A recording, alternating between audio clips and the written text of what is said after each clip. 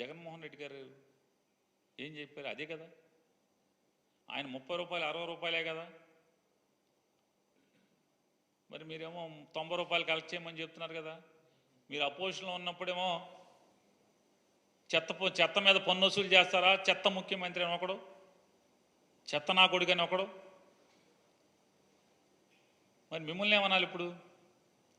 అదే చెత్త పన్నుని కొనసాగిస్తున్నటువంటి ఈ రోజుకి మీరెక్కి 35 రోజులైంది. చెత్త పన్ను ఎక్కడన్నా ఆపారా? ఏ ఊర్లో ఉన్నా ఆపారా? ఏ మున్సిపాలిటీలో ఉన్నా ఆపారా? చెత్త పన్ను ఆపలేదు కదా. ఆపకపోగా అద్భుతం ఇది చెత్త పన్ను అనేది. ఇది జగన్మోహన్ రెడ్డి గారు రోజుకి రూపాయి 2 రూపాయలు వసూలు చేశాడు. కాదు 3 రూపాయలు వసూలు చేయండి అని మీరే చెప్తున్నారు. జగన్మోహన్ రెడ్డి రూపాయి 2 రూపాయలు వసూలు చేశాడు రోజుకి, మనం 3 రూపాయలు వసూలు చేద్దామని చెప్తున్నారు. జగన్మోహన్ రెడ్డి గారు అధికారంలో ఉండి ఇదే పని చేసినప్పుడేమో చెత్త నా కొడుకు, చెత్త ముఖ్యమంత్రి అన్నారు. మరి మీరందరూ ఎవరు అని అడుగుతున్నప్పుడు నేను చెత్త పన్ను రోజుకు రూపాయి 2 రూపాయలు వసూలు చేసినందుకు జగన్మోహన్ రెడ్డి గారు చెత్త నా కొడుకు, చెత్త ముఖ్యమంత్రి అయితే మరి మీరందరూ ఎవరు?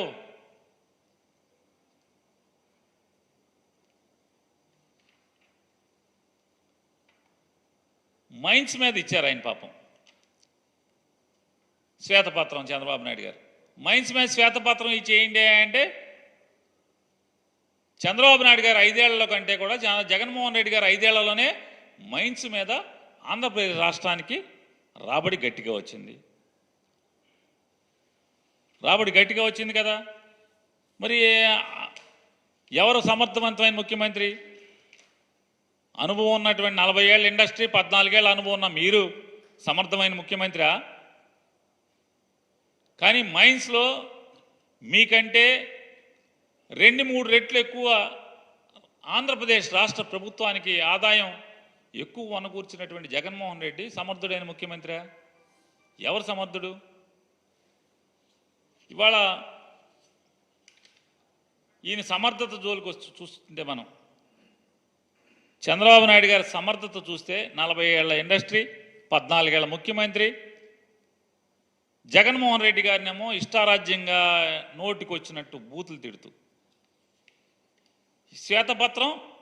శ్వేతపత్రంలో 4 అబద్ధాలు, 10 జగన్మోహన్ రెడ్డి గారిని బూతులు తిడతాం.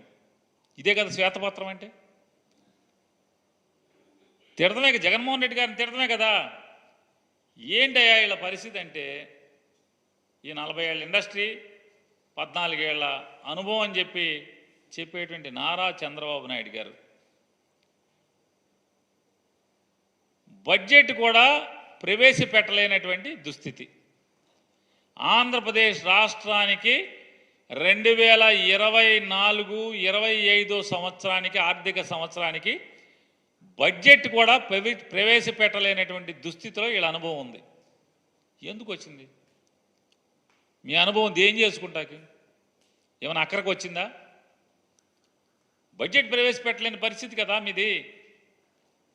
2019లో మే 30వ తారీఖున జగన్మోహన్ రెడ్డి గారు ఒక్కడే ప్రమాణ స్వీకారం చేసి, జూన్ 8వ తారీఖున జగన్మోహన్ రెడ్డి గారి ప్రభుత్వం మంత్రులందరూ కూడా ప్రమాణ స్వీకారం చేసి, అంటే జూన్ 8వ తారీఖున జగన్మోహన్ రెడ్డి గారు మంత్రివర్గ ప్రమాణ స్వీకారం చేస్తే, మే 30న జగన్మోహన్ రెడ్డి గారు ముఖ్యమంత్రిగా ప్రమాణ స్వీకారం చేస్తే, జూలై 12వ తారీఖున అసెంబ్లీలో బడ్జెట్ ప్రవేశపెట్టాడు కదా. జగన్మోహన్ రెడ్డి గారికి ఏం అనుభవం లేదు కదా. అనుభవం లేకపోయినా ప్రవేశపెట్టారు. ఆ రోజు ఇవాళ ఎన్నికల ముందేమో డబ్బులు ఎక్కడి నుంచి వస్తాయి, జగన్మోహన్ రెడ్డి గారి కన్నా ఎక్కువ హామీలు ఇస్తున్నారు కదా, ఆయన ఉన్నప్పుడేమో శ్రీలంక అయిపోద్దని చెప్పారు కదా. ఈ హామీలు ఎక్కడి నుంచి వస్తాయంటే సంపద సృష్టిస్తాం, సంపద సృష్టించి ఆ సంపద ద్వారా మేము జనాలకి మేము ఇచ్చిన హామీలు నెరవేరుస్తామని చెప్పినటువంటి వాళ్ళు ఇవాళ రోజు మంత్రులకి, ఆయన క్యాబినెట్లో కూడా ఇవాళ చెప్తున్నా అంట, అందరికీ చెప్పండి ప్రజలకి డబ్బులు లేవు, ఖజానాలో డబ్బులు లేవు అని చెప్పని. ఇది కూడా మోసమే. ఈ సంవత్సరం జూన్ 12వ తారీఖున చంద్రబాబు నాయుడు గారు ముఖ్యమంత్రిగా ప్రమాణ స్వీకారం చేసేటువంటి 2 రోజులు 48 గంటల ముందు కేంద్ర ప్రభుత్వం నుంచి డబుల్ డెవల్యూషన్ ద్వారా 5,600 కోట్ల చిల్లర రూపాయల డబ్బులు ఆంధ్రప్రదేశ్ రాష్ట్ర ఖజానాలోకి వచ్చి పడిన మాట వాస్తవమా కాదా? అంటే జూన్ 12వ తారీఖున చంద్రబాబు నాయుడు గారు ఆయన ప్రభుత్వం మంత్రిమండలి కలిసి ప్రమాణ స్వీకారం చేస్తే, ప్రభుత్వం ఏర్పాటైతే అప్పటికి 48 గంటల ముందు 5,600 చిల్లర కోట్ల రూపాయలు డబుల్ డివల్యూషన్ ద్వారా కేంద్ర ప్రభుత్వం నుంచి ఈ రాష్ట్రానికి రావాల్సినటువంటి నిధులు వచ్చి జమ అయినాయి కదా. ఎలా వచ్చినాయి డబుల్ డివల్యూషన్ ద్వారా? అంటే గడిచిన ప్రభుత్వం అంతకు ముందు సంవత్సరం ఏప్రిల్ 1వ తారీఖు నుంచి మార్చి 31వ తారీఖు దాకా వసూలు చేసినటువంటి రెవెన్యూ వసూళ్లలో కేంద్ర ప్రభుత్వం దగ్గర జమ అయితే, ఆ జమ అయినటువంటి వాటిల్లో రాష్ట్ర జనాభా దామాషా మేరకు కేంద్ర ప్రభుత్వం పంపించాల్సినటువంటి డబ్బులు, అంటే జగన్మోహన్ రెడ్డి గారి ప్రభుత్వం సంపాదించినటువంటి డబ్బులు 5,600 కోట్ల రూపాయలు కేంద్ర ప్రభుత్వం నుంచి ఆంధ్రప్రదేశ్ రాష్ట్ర ఖజానాలోకి వచ్చి పడినాయి. కానీ 2019 మే 30న జగన్మోహన్ రెడ్డి గారు ప్రమాణ స్వీకారం చేసే రోజుకి ఏంటయ్యా ఆంధ్రప్రదేశ్ రాష్ట్ర ఖజానా చంద్రబాబు నాయుడు గారు ఇచ్చెళ్ళిందే అంటే,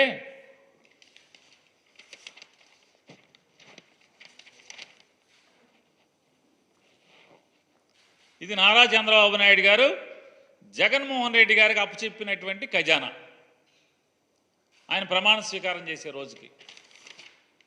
ఇది ఎవరండి? సాక్షిలో కాదు, ఇది రామోజీరావు గారి పేపర్. ఇది డేట్ కూడా చెప్తాను. గురువారం మే 30, 2019. గురువారం మే 30, 2019 ఈనాడులో వచ్చినటువంటి అచ్చు అయినటువంటి వార్త ఇది. ఖజానాలో ఉన్నవి 100 కోట్లే. ఈ నెల ప్రభుత్వానికి అవసరమైనవి 5,000 కోట్లు. ఓవర్ డ్రాఫ్ట్ సాయంత్రంతో జీతాలు, పెన్షన్లు, సామాజిక పెన్షన్లకు 1,200 కోట్లు అవసరం.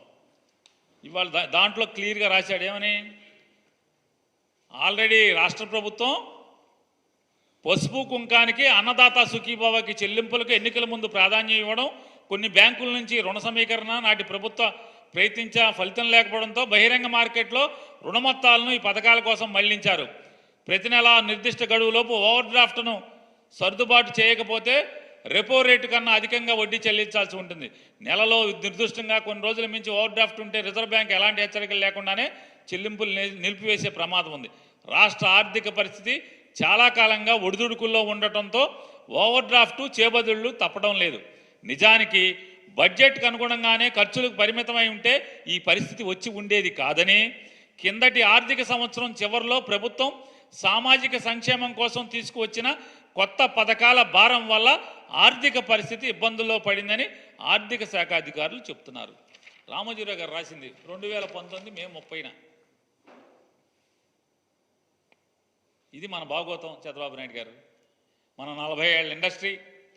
ఇవాళ జగన్మోహన్ రెడ్డి గారు అనుభవం లేనటువంటి ముఖ్యమంత్రిగా 5 ఏళ్లు పనిచేసినటువంటి జగన్మోహన్ రెడ్డి గారు చంద్రబాబు నాయుడు గారు ప్రమాణ స్వీకారం చేసే 48 గంటల ముందు 5,655.72 కోట్ల రూపాయలు ఇవాళ జమ అయినాయి.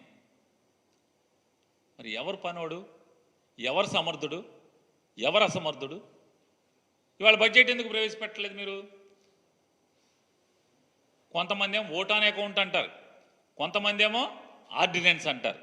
ఈలోపు ఒక ఆయనేమో మీ పాత ఆర్థిక శాఖ మంత్రి ఒక ఆయన ఉన్నాడు, యనమల రామకృష్ణుడు గారు. ఆయన ఇదే తారీఖున జగన్మోహన్ రెడ్డి గారు ప్రమాణ స్వీకారం చేసిన రోజు ఆయన చెప్పాడు, ఈడికి అప్పులు ఎవడిస్తాడే, అసలు మామూలుగా అందిని కాడికి అందన కాడికి మొత్తం అప్పులు మేమే చేసేసాం, వీడికి రూపాయి అప్పు ఇచ్చేవాళ్ళు ఎవడో లేడని చెప్పారు.